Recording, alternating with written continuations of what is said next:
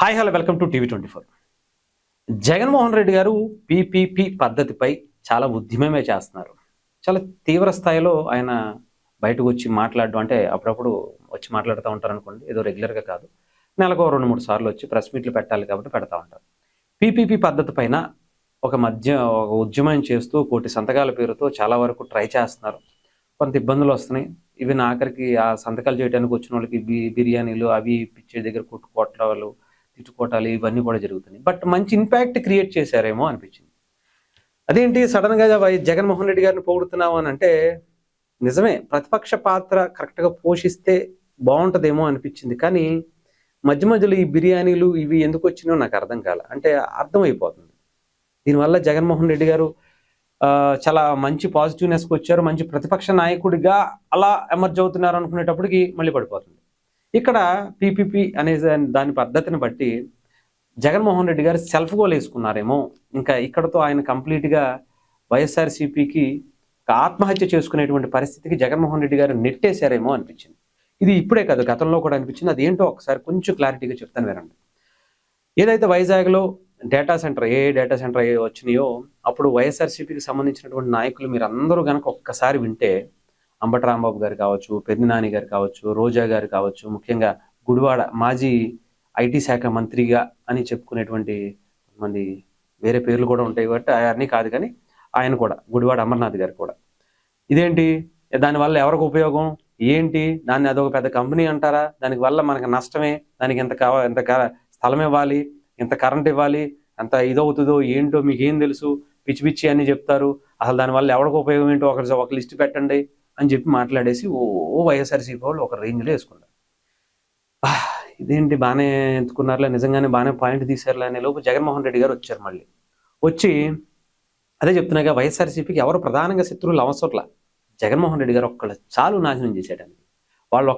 జగన్మోహన్ రెడ్డి గారు ఒక్కళ్ళు చాలు అందరూ ఆత్మహత్య చేసి చచ్చిపోవటానికి.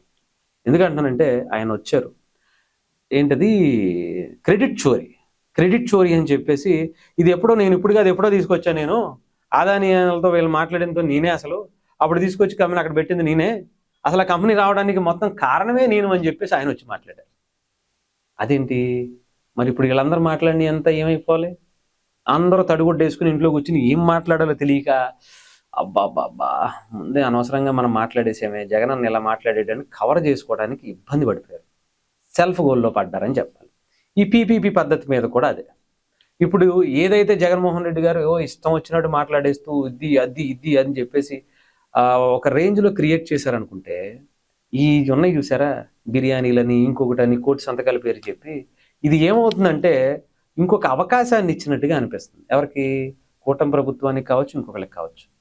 ఏదైతే పద్ధతిని నిజంగా ఆయన మంచిగా ఆయన పార్టీకి బూస్ట్ వస్తుంది, ప్రజల్లో మంచి అవేర్నెస్ వస్తుంది, దీనివల్ల మనకి మంచి పేరు వస్తుంది అని చెప్పి అనుకున్నారో, ఈ కోటి సంతకాలు అనేది ఇప్పుడు కూటమి ప్రభుత్వానికి లేదా కూటమిలో ఉన్నటువంటి పార్టీలకి ఒక ఆయుధంలా మారిందేమో అనిపించింది.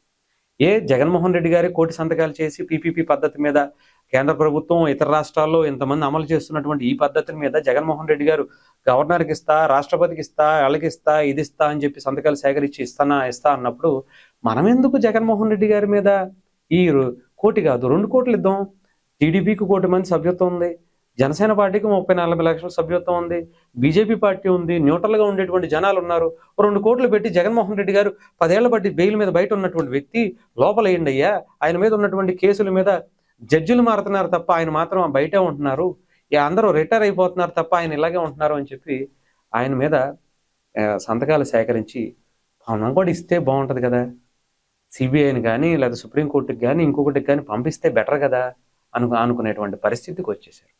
ఎక్కడ పడ్డారంటే, అర్రర్రే పీపీపీ పద్ధతి మీద మనం ఏదో ఎండగట్టేసి మనం పేరు సంపాదించుకుందాం అనుకుంటే వీళ్ళేంటి నన్ను అసలకే ఎసరు తీసుకొచ్చి లోపలేసేటువంటి ఆలోచనకి ఇచ్చానేమో అని చెప్పి సెల్ఫ్ డిఫెన్స్లో పడి బోర్లా పడేటువంటి పరిస్థితికి వచ్చింది. సో దీని మీద మీ కమెంట్ కూడా తెలియజేయండి.